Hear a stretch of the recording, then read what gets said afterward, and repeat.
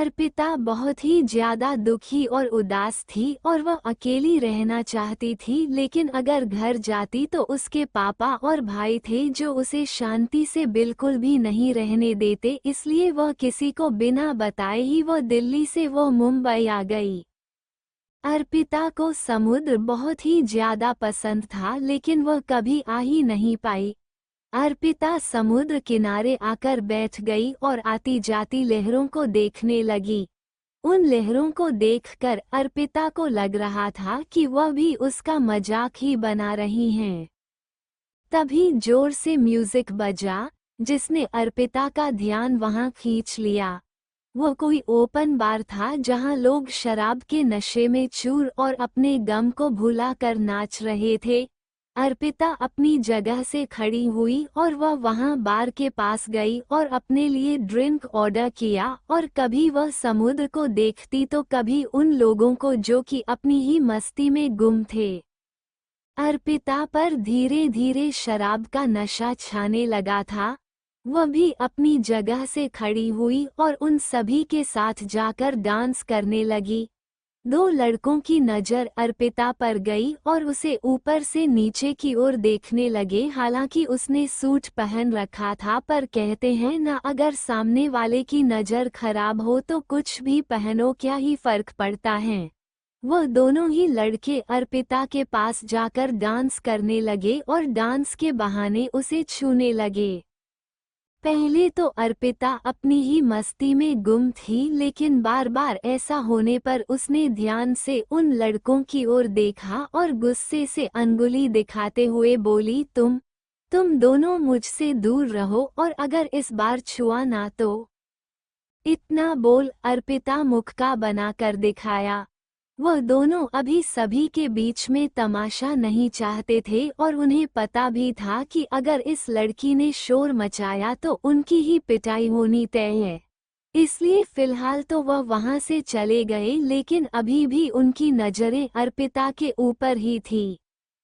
अर्पिता फिर से अपनी मस्ती में गुम होकर डांस करने लगी और थोड़ी ही देर में थक कर वह बार के पास आई और फिर से वाइन की एक ग्लास एक ही बारी में पी खाली कर दी और अपने पर्स से पैसे निकालकर बार काउंटर पर रख बाहर गुनगुनाते हुए जाने लगी, जीने के 4 पल ओहो बाकी है बेकार दिन।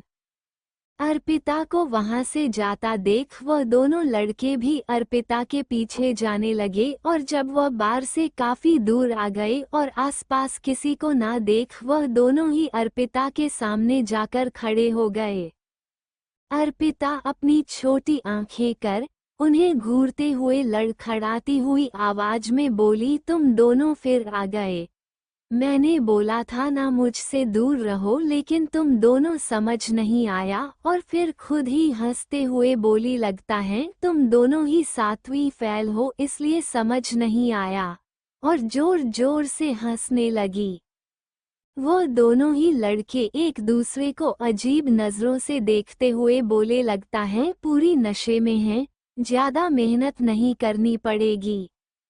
वो दोनों मुस्कुराते हुए अर्पिता की ओर बढ़ने लगे और उनमें से एक बोला, हाँ तुमने सही कहा, हम तो 7वीं फेल हैं, हमें कैसे समझ आएगा। अर्पिता हंसते हुए बोली, कोई ना, मैं तुम्हें अच्छे से समझाऊंगी क्योंकि मैं एक डॉक्टर हूँ और मैंने बहुत पढ़ाई की है इसके लिए। अर्पिता को खुद की बातों में गुम देख वह दोनों ही लड़के अर्पिता के पास आ गए और उसे पकड़ लिया। अर्पिता गुस्से से बोली, अरे छोड़ो, मैंने अभी तक तुम्हें समझाया नहीं है। उनमें से एक लड़का अर्पिता की बॉडी स्मेल करते हुए बोला, हमें सब समझ आ गया है और अब हमारी बारी तुम्हें समझाने की। उसने दूसरे लड़के को इशारा किया और दोनों ही अर्पिता को ले जाने लगे। अर्पिता बोली, अरे छोड़ो, मुझे तुम दोनों के साथ कहीं नहीं जाना। तुम दोनों को जो समझाना है मुझे वो यहीं पर ही समझा दो। एक लड़के को अर्पिता के कंटिन्यू बोलने पर बहुत ही तेज गुस्सा आ गया और वह अर्पिता के गाल पर जोर से थप्पड़ मारते हुए बोला, एकदम चुप, जब से मिली है किट किट कर रही है, चुपचाप चल हमारे साथ। अर्पिता की आंखों में आंसू आ गए और वह जोर जोर से रोने लगी। रोते हुए जोर से बोली, मुझे नहीं जाना तुम लोगों के साथ, तुम बहुत बुरे हो, तुमने मुझे मारा। अर्पिता के चिल्लाने को इग्नोर कर वह दोनों ही अर्पिता को खींचते हुए साथ ले जाने लगे। दूसरी ओर समुद्र के किनारे एक शख्स अपनी कार के कैबिनेट पर बैठा हुआ शराब की कस ले रहा था। उसकी आंखें नशे से और भी ज्यादा नशीली हो गई थी।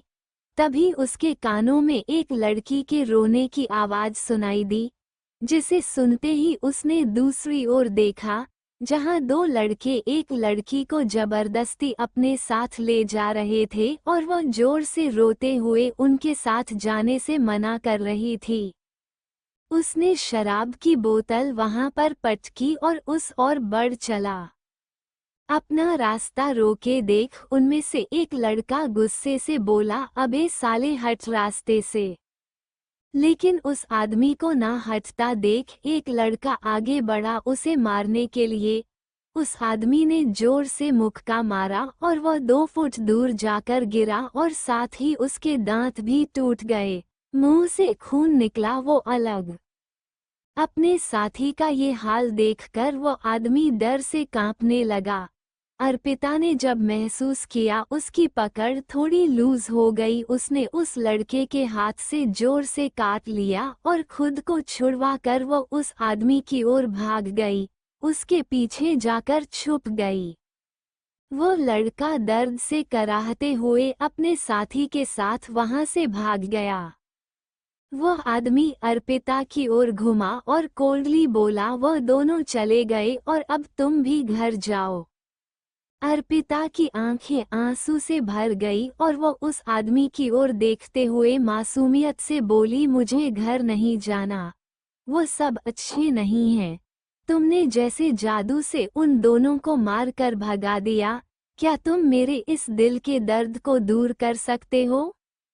अर्पिता ने उस आदमी का हाथ अपने दिल वाली जगह रखा और बोली, यहाँ बहुत दर्द हो रहा है, प्लीज इसे भी ठीक कर दो ना। वह आदमी अर्पिता के आंसू और उदासी से भरे चेहरे को ध्यान से देखने लगा, लेकिन उसने अर्पिता की बात का कोई भी जवाब नहीं दिया। अर्पिता उसकी ओर देखते हुए फिर से बोली, बोलो ना, क्या तुम मेरे दर्द को कम कर दोगे? उस आदमी ने अपना हाथ पीछे लेते हुए बोला, तुम अभी नशे में हो, जाओ यहाँ से। इतना बोलकर वह अपनी कार की ओर बढ़ गया। कार ओपन कर ड्राइविंग सीट पर बैठ गया। अर्पिता उदासी से उसे जाते हुए देखने लगी और फिर कुछ सोचते हुए वह उसके पीछे भागी और जल्दी से कार ओपन कर ड्राइविंग सीट के पास वाली सीट पर जाकर बैठ गई। वह आदमी गुस्से से घूरते हुए बोला, उतरो मेरी कार से। अर्पिता बच्चों की तरह जिद करते हुए बोली, जादूगर, पहले मेरे दर्द को कम करो फिर ही मैं यहाँ से जाऊंगी। वह गुस्से से बोला, मैं कोई जादूगर नहीं हूँ और तुम्हें इतना ही दर्द हो रहा है तो डॉक्टर के पास जाओ। अर्पिता शराब के नशे में हंसते हुए बोली, अरे जादूगर, तुम्हें कैसे पता मैं एक डॉक्टर हूँ? खुद के ही सर पर मारते हुए, अरे मैं भी पागल, तुम्हें तो सब पता होता है। वह आदमी अर्पिता से इरिटेट हो गया और उसने पीछे सीट पर रखी शराब की बोतल उठाई, उसे पीने लगा। अर्पिता अपनी टिमटिमाती आंखों से उसे ही देख रही थी और मासूमियत से बोली, मुझे भी ये जादुई जूस पीना है।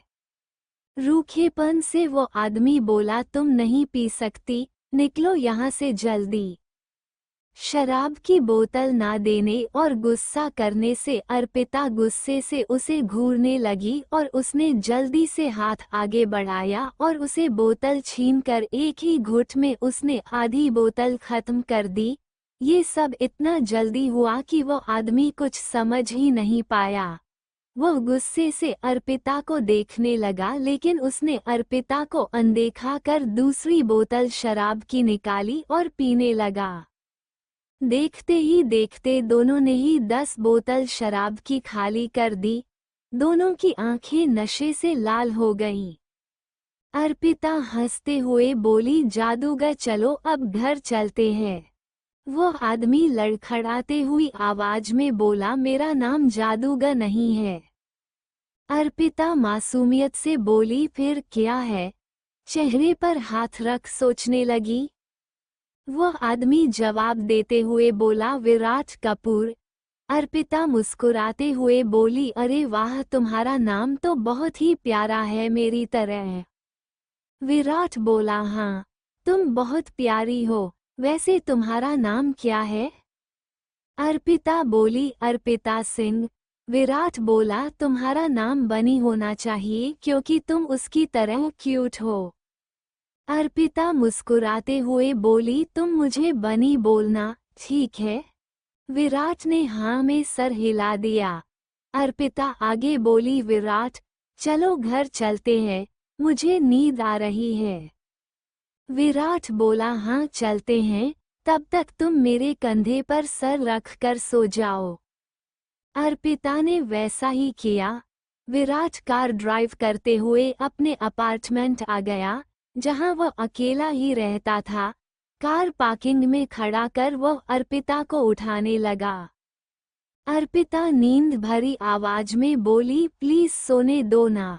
विराट ने उसे ज्यादा परेशान ना करते हुए उसे बाहों में उठा लिया, लेकिन नशे में होने के वजह से वह सही से चल नहीं पा रहा था। एक बार तो वह गिरते गिरते बच गया। अपार्टमेंट नंबर 101 के सामने आकर वह रुका और अर्पिता को खड़ा किया।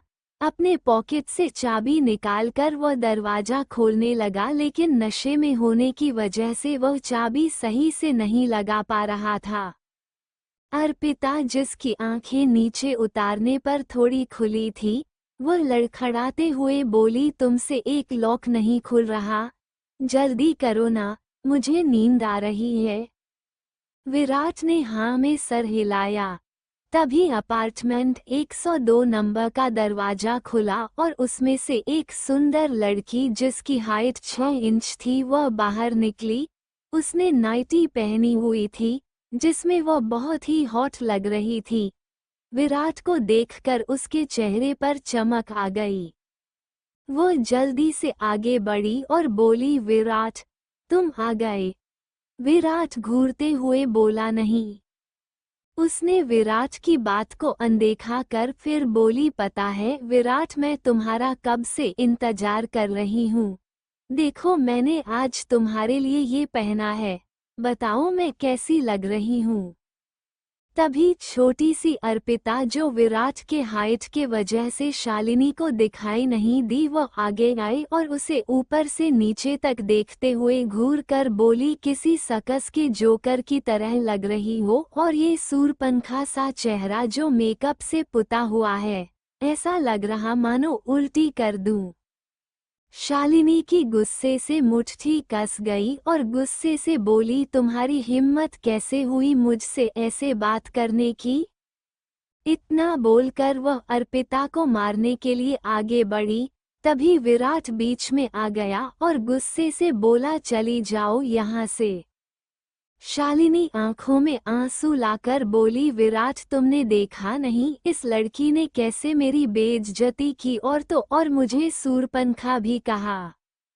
विराट घूरते हुए बोला, सही ही तो कहा। अर्पिता ने चेहरा विराट के पीछे से निकाला और शालिनी को चिढ़ाने लगी। शालिनी गुस्से से बोली, विराट, तुम इस लड़की का साइड ले रहे हो? आखिर ये लगती क्या है तुम्हारी? विराट बोला, it's none of your business. इतना बोल फिर से वह दरवाजा खोलने लगा और लकीली दरवाजे की चाबी लग गई और दरवाजा खुल गया। शालिनी और अर्पिता दोनों ही एक दूसरे को गुस्से से घूर रहे थे। तभी विराट ने अर्पिता का हाथ पकड़कर बोला, चलो बनी। अर्पिता खुशी से विराट के साथ अंदर जाने लगी तो वही शालिनी गुस्से से अर्पिता को देख रही थी। अर्पिता दरवाजा बंद करते हुए बोली, चुड़ैल, सोने से पहले मेकअप हटा लेना वरना रात को कहीं खुद का चेहरा देखकर कहीं डर ना जाओ। शालिनी कुछ कह पाती उसे पहले ही अर्पिता ने उसके मुंह पर जोर से दरवाजा बंद कर दिया। शालिनी दरवाजे पर हाथ पीटने लगी लेकिन किसी ने भी दरवाजा नहीं खोला। वह गुस्से से अपने अपार्टमेंट चली गई। आज से पहले उसकी इतनी बेइज्जती किसी ने भी नहीं की थी। अर्पिता खिलखिलाकर हंसने लगी। विराट प्यार से उसे देखने लगा।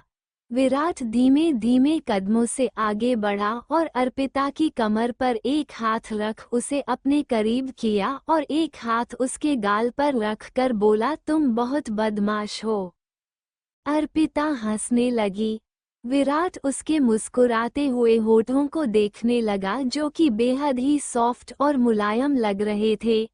विराट का मन उसे छूने को कर रहा था और नशे में होने की वजह से वह खुद पर कंट्रोल नहीं कर पाया और उसने अपने होठों को अर्पिता के होठों से छू लिया।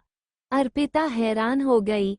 उसे समझ ही नहीं आ रहा था कि उसे क्या करना चाहिए। शायद नशे की वजह से वो अपने सेंस में नहीं थी। विराट की सॉफ्ट छुअन उसके दिल को पिघला रही थी और धीरे धीरे वह भी साथ देने लगी। किस वक्त के साथ गहरी होने लगी और अपार्टमेंट में उनकी गहरी गहरी सांसों की आवाज सुनाई दे रही थी। थोड़ी ही देर में अर्पिता को सांस लेने में दिक्कत सी होने लगी। वह विराट के सीने पर मुक्का मारने लगी लेकिन विराट उसे छोड़ने के मूड में नहीं था। उसने अर्पिता के हाथों को पकड़ उसे पीछे कमर से लगा दिया। To be continue. आखिर अर्पिता की उदासी की क्या वजह है? शालिनी क्या गुस्से में आकर अर्पिता को नुकसान पहुंचाएंगी? क्या विराट और अर्पिता नशे में अपनी हदें पार कर जाएंगे? जानने के लिए बने रहे हमारे साथ इस कहानी में।